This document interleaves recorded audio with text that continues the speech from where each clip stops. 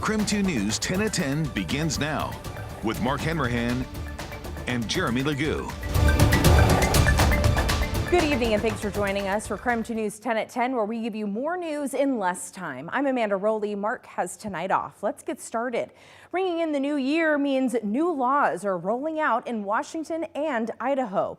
KREM 2's Connor McAvoy reports on 3 laws impacting healthcare industry and what they mean for staff and patients. Starting in January, more Washington healthcare workers will not be required to work overtime through House Bill 2061. On the first of the year, Washington will begin to prohibit mandatory overtime for hourly staff, as well as those who deal with direct patient care or clinical work. It also includes those under collective bargaining agreements. The law revises the term employee in the medical field to remove positions such as technologists and specialists. This will apply to most healthcare facilities at the start of the year, with the definition change going into effect on July 1st for smaller hospitals. Also out of Washington, a new requirement is coming to hospitals, changing the policy for patients who may be exposed to HIV. This is through Senate Bill 6127. It says hospitals in the state must provide a 28-day supply of PEP drugs to patients who pose the risk.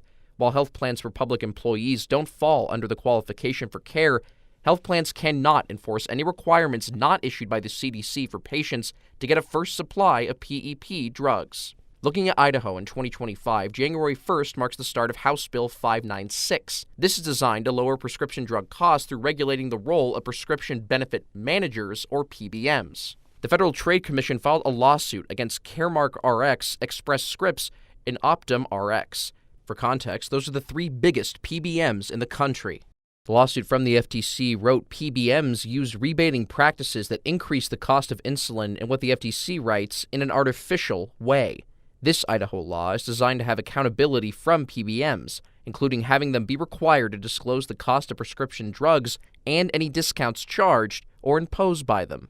All 3 of these laws will go into effect in just 2 days. As for the lawsuit with the FTC and the pharmacy benefit managers, no legal decisions have been reached yet. Connor McAvoy, KREM 2 News.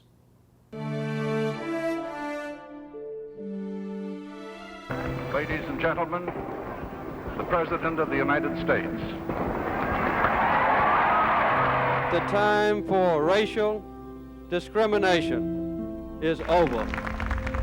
We'll have 0 cases of guinea worm in Sudan.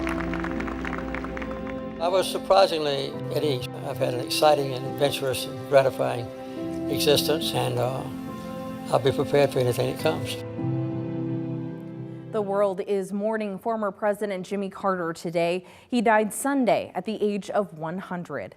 During his term as the 39th president, President Carter made a handful of visits to the inland Northwest. Let's take a look back at those visits. A presidential visit is no small event, and that was definitely the case when President Jimmy Carter came to Spokane. He made his first visit in 1978 for the 4-year anniversary of the World's Fair. A crowd greeted the president at Fairchild Air Force Base before his motorcade took him downtown. In front of a crowd of some 25,000 people, Carter dedicated the former expo site as Riverfront Park. During the ceremony, he praised the people of Spokane for investing in the urban redevelopment of the site. You've transformed an area that was declining, that was far short of its great potential, into one of the nation's most innovative and refreshing urban settings. Later that day, Carter held a town hall event at the Spokane Convention Center. 1,700 ticket holders greeted the president with a standing ovation. Thank you again. 2 years later, Mount St. Helens blew. This prompted Carter's second visit to eastern Washington. 2 days after the eruption, Carter declared a major disaster for the state of Washington. The next day, he stopped in Spokane on his tour of the Mount St. Helens devastation. There he would find the hillside where he dedicated Riverfront Park, now covered in several inches of ash. 2 major regional events, all tied to the life of an American president.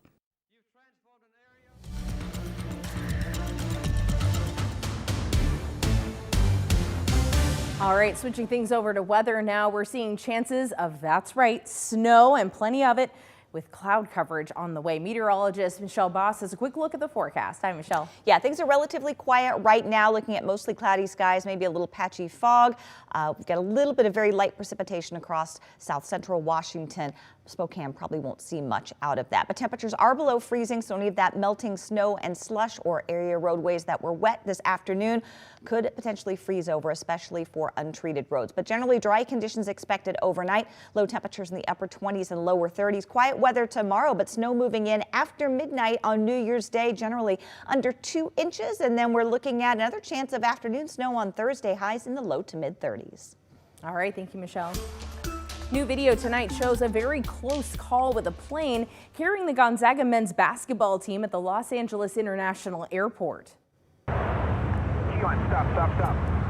The FAA says air traffic controllers told the GU plane to hold short before crossing the runway at LAX, but that didn't happen. The Delta plane came through for takeoff, and air traffic controllers called for the Key Lime airplane to stop as it rolled toward the runway and departing aircraft. The FAA says the jet never crossed the runway's edge line. The team on board was unaware of the incident at the time, but a spokesperson with the school says they're grateful it ended safely. The FAA is investigating the incident. And now to Night Beat with a quick look at the day's top stories. New tonight, the Stevens County Sheriff's Office is sharing preliminary information surrounding a missing man's death. 58-year-old Jude Schneider was reported missing in mid-November. The Sheriff's Office says last Friday, a logging truck passenger noticed a vehicle over an embankment off Highway 20 in Ponderay County, but snow made it hard to search the area. Just today, the missing man's body was found about 40 yards from the vehicle. Right now, it's unknown how he crashed or died.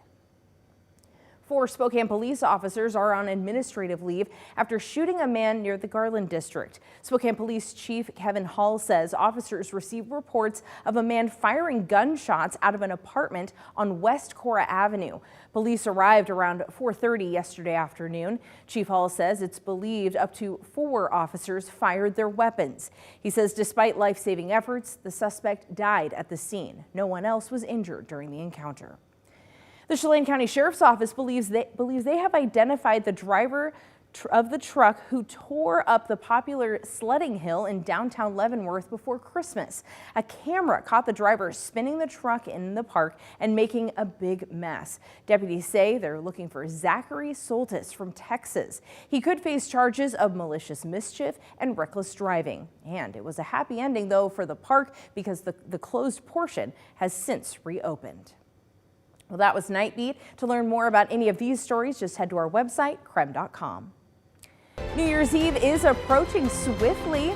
Do you have plans yet? Well, if not, you can join us right here on KREM 2 and KREM 2 Plus for New Year's at the Needle, live from downtown Seattle. It's the biggest New Year's celebration here in the Northwest. The live show from the Space Needle starts at 11:30 p.m. tomorrow night.